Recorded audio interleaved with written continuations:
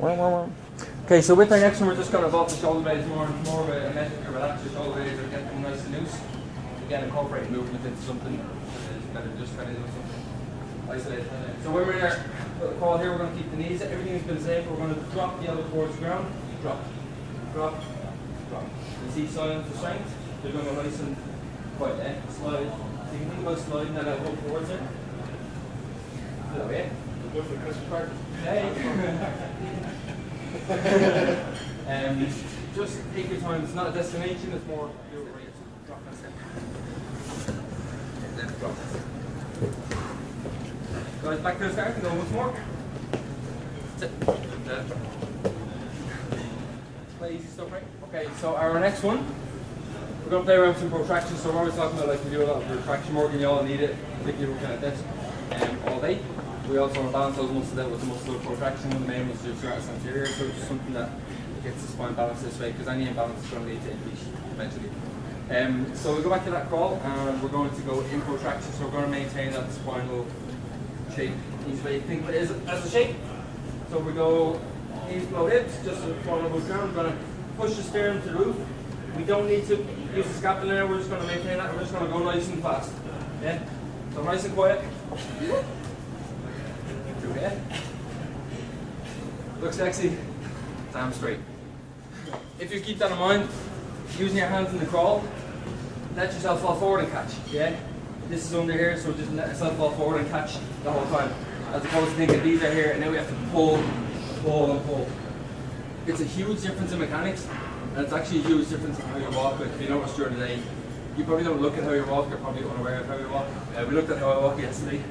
A weird pattern going on where, like, this external rotates forward. So just before I move on, basically, if you look at how you walk, if you let yourself fall forward to your sternum and just pull your leg off the ground each time, you're saving your energy, you're not using any excess muscles, and that's where posture comes into it. Because here we kind of walking down on their phone, blah blah blah. Something as simple as that. If you can try and apply it to your hands here and just fall forward and catch. Play around with it when you walk as well. If you want more. Just including your kind of hip mobilization, so hip extension, most you need as usual. Going to get down into basically a hip bounce position. We're thinking mechanics again, so wrist beneath shoulder. You can go into any sort of like external rotation here, it's fine. We just want to let this hip bounce, yeah? So we have kind of traditional ways of just bouncing the hip and bouncing in sort of ballistic stretching, if you want to call it that. But literally, the easy way to do it is you actually just relax your arm here and just bounce through there. So the more relaxed you are, it's fine, yeah? This will bring us into kind of crawling parts later, so we literally can just switch and we're into the next position and just bounce the hip there. So rather than just changing position, position traditionally, just bring the arm around, same locomotion, opposites, and just change, yeah? So work your way around, let's say 5 to 10 bounces, just nice and easy. And again, this is hip extension, yeah? So again, our desk job is pulling you there. We just want to have you through here as much as possible. 5 to 10 bounces, 5 to 10 bounces. Every time you get there, just check your alignment, shoulder's fine. Anything kind of out here is putting too much stress in, and anything off is going to put too much stress in, yeah? This will be used to often more quality stuff later. So start from there and just work your way back down. So feel these just loosen out bit by bit. Very important that you stay relaxed. Either up, tall one, up and change, tall, up and change. But the emphasis is not really on strength here. The emphasis is on the hip down. So yeah, up, change, down. Try to sit down there. Up, change, up. Sit down there. Yeah? So we're in these positions.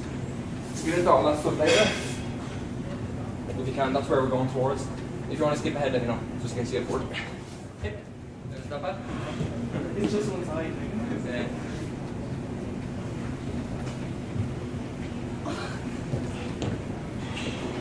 Yeah. Try to bounce on these, just try and get the pattern going.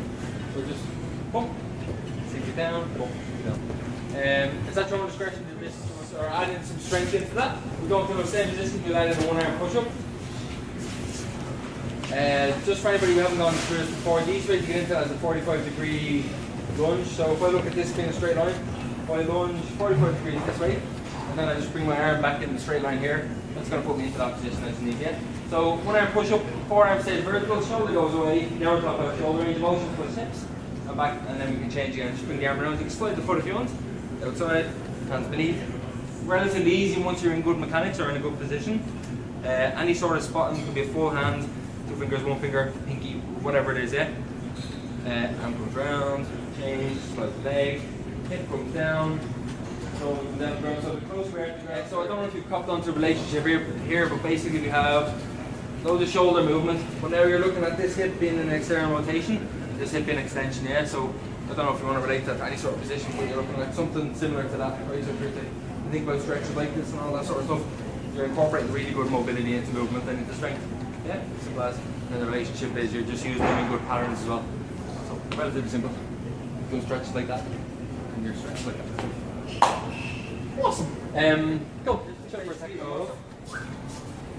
We started just literally hip bounce in a good position. We've expanded upon that and just going changing position. We've gone push up into that position. So we've all the things in place. Now we're just going to try and keep it in a low push up. We'll save details, but I'll just go to what the advancement looks like. So you can go down to your push up. I'm going to wipe my bum, go slide for half my bum, let that foot extend, place my hand, and come down. Same, wipe the bum, foot comes out, place the hand, come. So we're staying nice and low, but I'm not resting on the floor. Hey.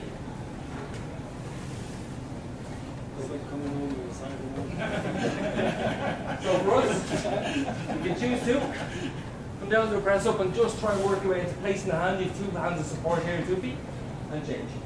Give yourself whatever amount of help you need, but try and stay down for the whole time. You probably get about 4 to 6 done, and then have to shake it out and go again.